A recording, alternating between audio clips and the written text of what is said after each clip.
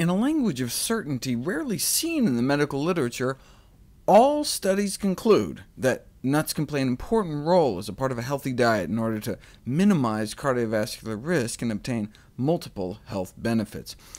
What could possibly be in nuts that appears to so powerfully cut heart disease risk? By about a third on average. The clue is that the reduction in total coronary heart disease death associated with nut consumption was due primarily to a decrease in sudden cardiac death.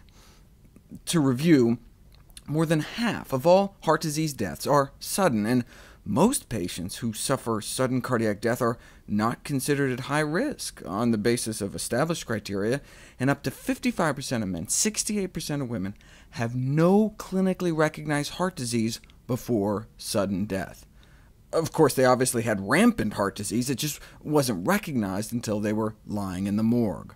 So, if there was ever a case to be made for primary prevention, starting to eat healthier right now, tonight, before symptoms arise, sudden cardiac death is it, since our first symptom is often our last. OK, so how do we do it?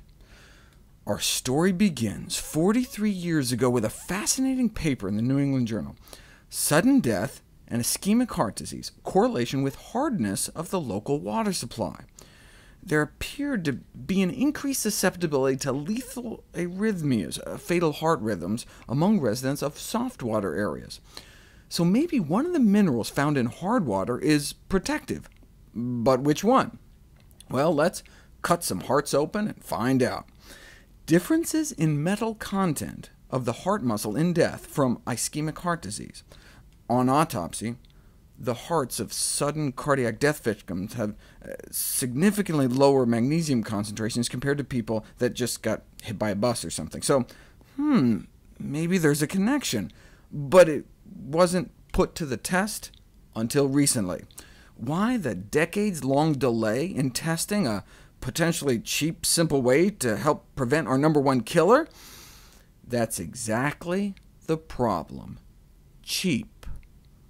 Where's magnesium found? Whole grains, greens, beans, nuts and seeds.